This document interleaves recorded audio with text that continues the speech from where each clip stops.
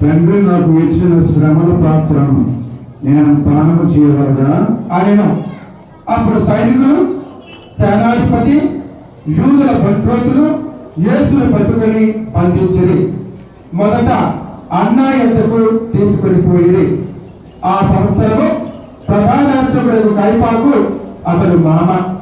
ఈ కైప ప్రజలందరి వరకు ఒకరు మరణించడం మేలు అని యూదులకు సలహా ఇచ్చిన వాడు.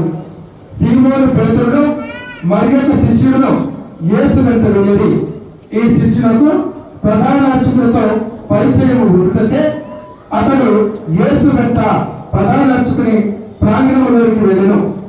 కానీ పేతురు ద్వారము వెలుపలనే ఉండిపోయాను. అప్పుడు ప్రధాన అర్చకునితో పరిచయం ఉన్న శిష్యుడు వచ్చి ద్వారపాలకురాలితో చెప్పి పేతురును లోపలకు తీసుకొని వెళ్ళను. ఆ ద్వారపాలిక పేతురుతో, నీవును ఆ మనుషుల శిశువులో ఒకరు కాదా అని అడిగను. నేను కాను అని పేతురు పలికెను. చలిగా ఉన్నందున చలి కాచుకుంట కొంచెం అతడు నిలుచున్నది. పేతురులో వారితో కలిసి చలి కాచుకొనుచు నిలుచుండెను. ప్రధాన అర్చకుడు యేసు శిష్యులను గురించి, ఆయన బోధనల గురించి ఆయనను ప్రశ్నింప, నేను అందరి ఎదుట బహిరంగముగా మాట్లాడుతుంది. యూదులందరూ సమావేశమగు ప్రార్థనా మండపంలో దేవాలయంలో బోధించుకుని కానీ రహస్యముగా నేను ఏమీ చెప్పలేదు. నీవు నన్ను అడుగుటం ఎందుకు? నేను వారికి ఏమి బోధించుతున్నాను విన్న వారిని అడుగు. నేను ఏమి చెప్పినది వారి అడుగురు అని యేసు పలికెను. యేసు ఇట్లు పలుకగా దగ్గర నిలిచి ఉన్న ఒక బంట్రోతు ఆయనను చెంపపై కొట్టి, ప్రధాన అర్చకులకు ఇంట్లో సమాధానించటకు నీకు ఎంతటి సాహసము అనను. అప్పుడు యేసు, నేను పలుకునది తప్పు అయినచు అదేదో నిరూపించును, కానీ నేను పలికినది సరైనది అయినచు ఏదనను కొట్టెదవు అనను. పిమ్మట అన్న యేసును బంధములతో ప్రధాన అర్చకులకు కైపా ఎద్దుకు పంపెను. సీమోను పేతురు ఇంకను అతడనే నిలుచుండి చలి కాచుకొనుచుండెను. అచట ఉన్నవారు అతన్ని చూచి, నీవు ఆయన శిష్యులలోని వాడు కావా అని అడిగిరి. అందుకు పేతురు పొంగుచు, నేను కాను అన్నాడు. పేతురు చెవి తెగలిగిన వారి బంధువులు ప్రధాన సేవకులైన ఒకరు, నీవు తోటలోని ఆయనతో ఉండగా నేను చూడలేదా అని పేతురును అడిగాను. పేతురు, నేను ఎరగను అని పెట్టెను. వెంటనే పోయి కూర్చెను. అప్పుడు వారు యేసును కైపా వద్ద నుండి అధిపతి మందిరంలోకి తీసుకొని పోయి, అది తెల్లవారుజాము పాస్కా భుజించుటకై మైల 11 వారు ఆ మందిరంలోకి వెళ్ళలేదు. అందువలన పిలాతు వెలుపల ఉన్న వారి ఎదుటకు వచ్చి, ఏ నేరముపై మీరు ఇతనిని తీసుకుని వచ్చి అని అడిగాను. ఇతడు నేరము చేసిన వాడు కానిచో మేము ఇతనిని మీ చేతికి అప్పగించని వారము కాము. ఇతనిని తీసుకుని వెళ్ళి మీ చట్ట ప్రకారము విచారింపుడు అనను. ఎవరికినో మరణదండన విధింపు అధికారము మాకు లేదు అని యూదులు చెప్పారు. యేసు తాను ఎట్టి మరణము పొందబోచున్నాడో సూచించుచు చెప్పిన మాట ఇప్పుడు నెరవేరు. పిలాతు మళ్ళా మందిరంలోకి వెళ్ళి యేసును పిలిపించి, నీవు యూదుల రాజువా అని అడిగాను. నీవే స్వయముగా ఈ మాట అనుకున్నావా, లేక ఇతరులు నన్ను గురించి నీతో ఇది చెప్పిరా అని యేసు తిరిగి ప్రశ్న వేశాను. అందుకు పిలాతు, నేను యూదులను అనుకునిచున్నావా? నీ ప్రజలు ప్రధాన అర్చకులే నిన్ను నా చేతికి అప్పగించుతాయి. నీవు ఏమి చేసిది అని అడిగాను. నా రాజ్యము ఈ లోక సంబంధమైనది కాదు. నా రాజ్యము ఈ లోకములకు చెందినదనొచ్చు. నేను యూదుల చేతులు పడకుండా నా అనుచరులు నా పక్షమున పోరాడేది వారు. కానీ నా రాజ్యము ఈ లోక సంబంధమైనది కాదు అని యేసు తమ రాజువా అని అడిగాను. నేను రాజునని నీవే చెప్పుచున్నావు. నేను సత్యములకు సాక్ష్యములకు జన్మించుకుని దీని కొరకే ఈ లోకములకు వచ్చుకుని సత్య సంబంధులందరూ నా మాటను ఆలకించుడు అని ప్రత్యుత్తరించను. సత్యము అనగా ఏమి అని పిలాతు ఆయన అడిగాను. పిలాతు ఇట్లా అడిగి మరలా యూదుల వద్దకు వెళ్ళి వారితో ఇట్లనేను. నాకు ఆయనలో ఏ దోషము కనిపించడలేదు. పాస్కా పండుగ సందర్భమున నేను మీకు ఒక బందీని విడుదల చేయు ఆచారం ఉన్నది కదా. యూదుల రాజును మీ కొరకు విడుదల చేయమందురా ఆయన వారు మరలా కేకలు వేయించు ఇతరులు కాదు, బరబ్బాను విడుదల చేయుడు అని. ఈ బరబ్బ బందిపోటు దొంగ. అప్పుడు పిలాతు యేసును కొరడాలతో కొట్టించను. సైనికులు ముళ్ళ కిరీటమును అల్లి దాన్ని ఆయన శిరస్సుపై పెట్టి ఆయనకు ఊదా వస్త్రమును తొడిగిరి. పిమ్మట వారు ఆయన యొద్దకు వచ్చి యూదుల రాజా నీకు శుభము అని నమస్కరించి ఆయనను ముఖముపై కొట్టిరి. పిలాతు మరలా బయటకు వెళ్ళి ప్రజలతో ఇదిగో ఈయనలో నాకు ఏ దోషము కనిపింపలేదని మీరు తెలుసుకున్నటకు నేను మీదకు ఈయనను తీసుకొని వచ్చుచున్నాను అని చెప్పాను. అప్పుడు యేసు ముళ్ళ కిరీటమును ఊదా వస్త్రమును చేయబడిన వాడై బయటకు వచ్చాను. ఇదిగో ఈ మనుషుడు అని పిలాతు వారితో చెప్పాను. ప్రధాన యాజకులు అధికారులు ఆయనను చూసినంతనే వారిని సిలువ వేయుడు అని కేకలు వేసిరి. ఈయన యందు నాకు ఏ దోషము కనిపించలేదు. మీరే ఈయనను తీసుకొని వెళ్ళి సిలువ వేయుడు అని చెప్పాను. అనుకున్నారు కనుక మా చట్ట ప్రకారము ఇతడు చావలసినదే అని. అది విని పిలాతు ఇంకనూ ఎక్కువ భయపడి మరలా మందిరంలోకి వెళ్ళి యేసును నీవు ఎక్కడి నుండి వచ్చితివి అని ప్రశ్నించను. కానీ యేసు ఏమీ బదులు పలకలేదు. కనుక పిలాతు నీవు నాతో కూడా మాట్లాడవా? నిన్ను విడిచిపెట్టుటకును సిలువ వేయుటకును నాకు అధికారం కలదని నీవు ఎరుగుదువా అని. అందుకు యేసు పై నుండి నీకు అధికారము ఇవ్వబడిన ఎడల నీకు నాపై వృత్తి అధికారము ఏమాత్రం ఉండేది కాదు. అందుచేత నన్ను నీ చేతికి అప్పగించిన వాడు ఎక్కువ పాపం కట్టుకొనుచున్నాడు అని పలికాను. అంతటి పిలాతు ఆయనను విడిచిపెట్టుటకు మరి ఎక్కువగా ప్రయత్నింపసాగాను. కానీ యూదులు ఇతనిని విడిచిపెట్టవచ్చు, నీవు చక్రవర్తికి మిత్రుడవు కావు. తనను తాను రాజునని చెప్పుకున్నవాడు చక్రవర్తికి విరోధి. పిలాతు ఈ మాటలు విని యేసును వెలుపలకు తీసుకుని వచ్చి రాళ్ళు పరిచిన స్థలమునందు న్యాయపీఠముపై కూర్చుండెను. దీన్ని హిబ్రూ భాషలో గబత్తా అందరు. అది పాస్కా పండుగకు సిద్ధపడుతున్నాము. ఇంచుమించు మధ్యాహ్నము 12 గంటల సమయంలో పిలాతు యూదులతో ఇదిగో మీ రాజు ఆయన. అందుకు వారు ఇతనిని చంపివేయుడు, ఇతనిని సిలువ వేయుడు అని కేకలు పెట్టి పిలాతు వారితో నేను మీ రాజును సిలువ వేయుదునా ఆయన. అందుకు ప్రధానార్చకులు శిరస్సు తప్ప మాకు వేరొక రాజు లేడు అని పలికిరి. అప్పుడు పిలాతు యేసును సిలువ వేయుటకు వారి చేతికి అప్పగించను. కనుక వారు ఆయనను తీసుకొని పోయారు.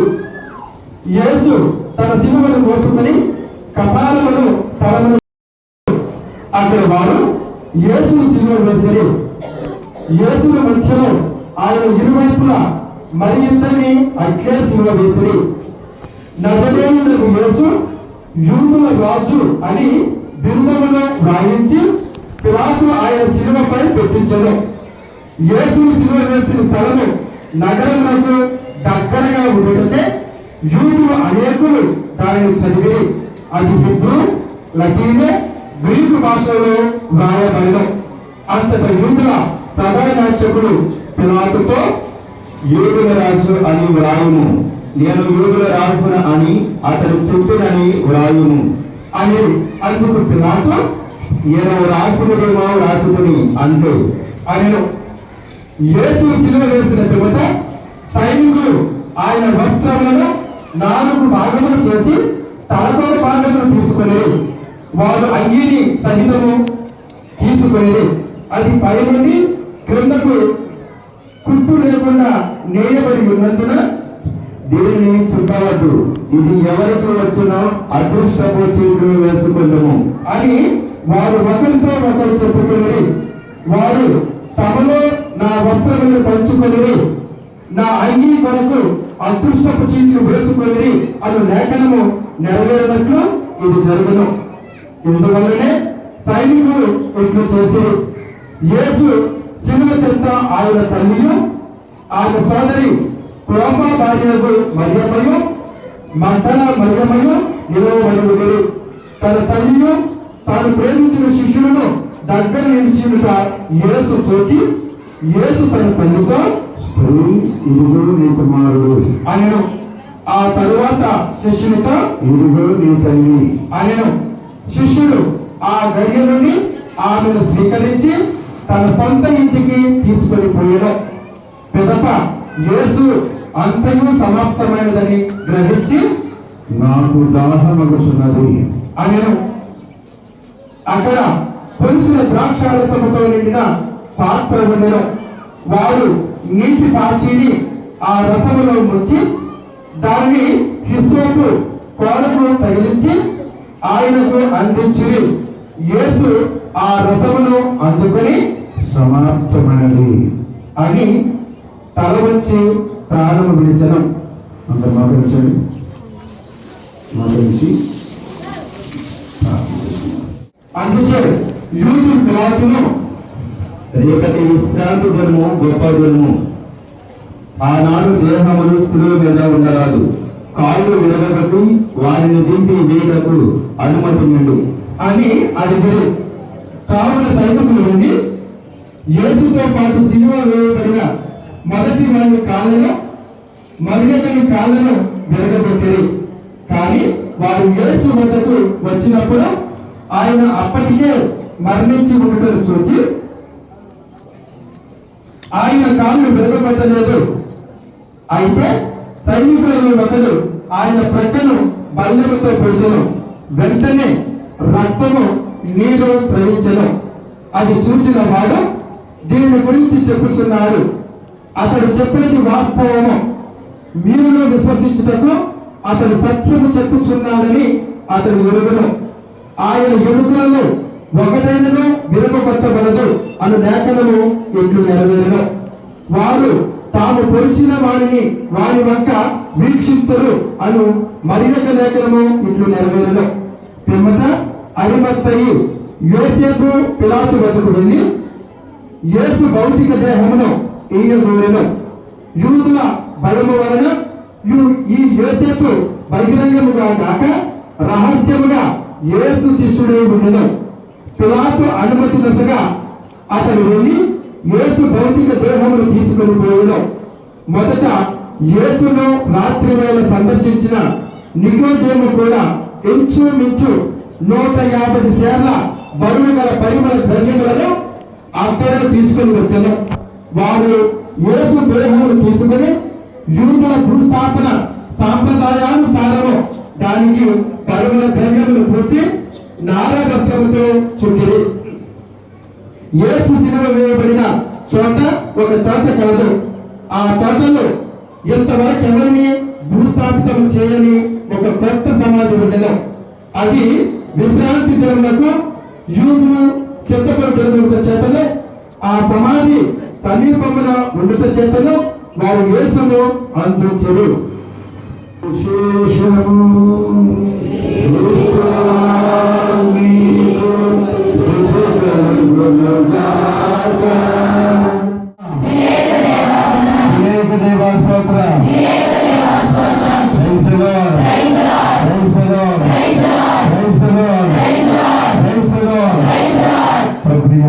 ఇంకే ప్రియమైన సహోదరి సహోదరులారా, దేవుని బిడ్డలారా, ఆఖరి 5-7 నిమిషాలు కొట్టుకుంటండి.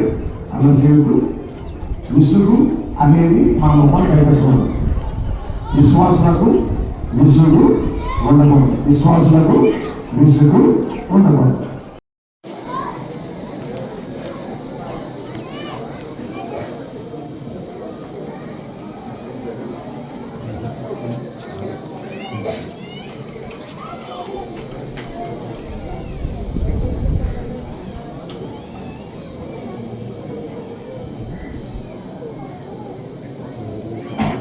ఇదిగో సిలువ ప్రాణం, దీని యందే లోక రక్షకుడు వ్రేలాడెను.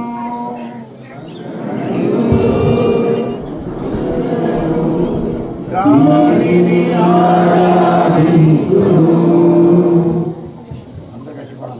రెండు అంగపడండి రెండు.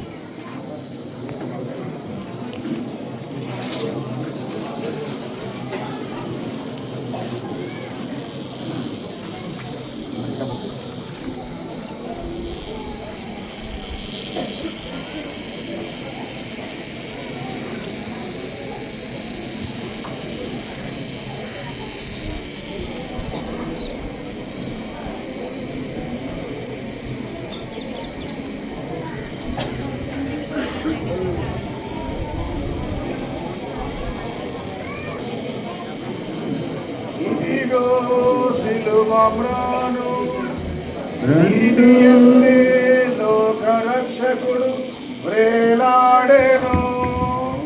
రెండు అందరము దీనిని ఆరాధింతుము.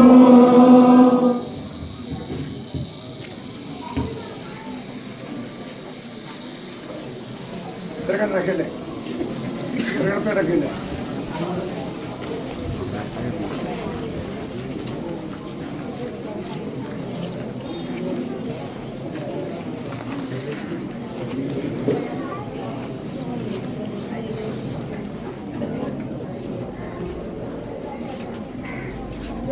అందరూ చూడాలా.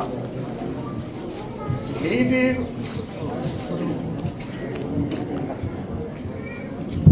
ఇదిగో సిలువ ప్రాణం, దీని యందే లోక రక్షకుడు వ్రేలాడెను.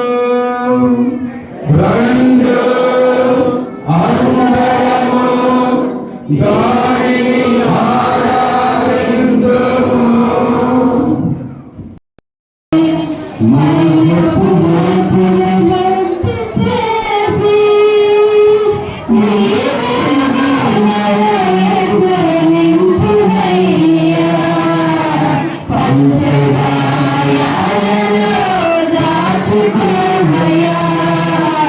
పాపిరైన నన్ను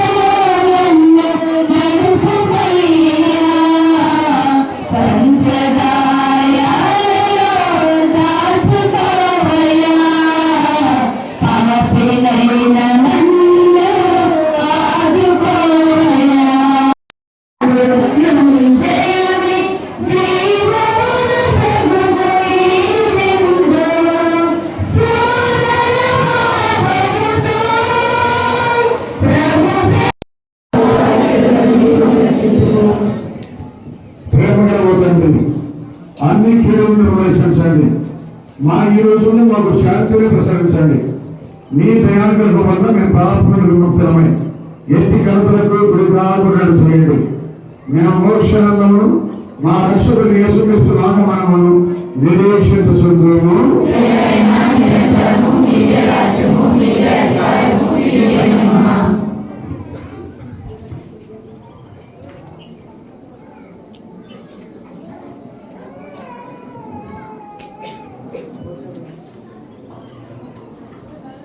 ఇదిగో సర్వేశ్వరుని గురిపిల్ల, ఇదిగో లోకము యొక్క పాపములను పరిహరించిన క్రీస్తు భగవంతుడు. ప్రభుని ప్రేమించు పురుగున్న మీరందరూ కూడా ధన్యులు.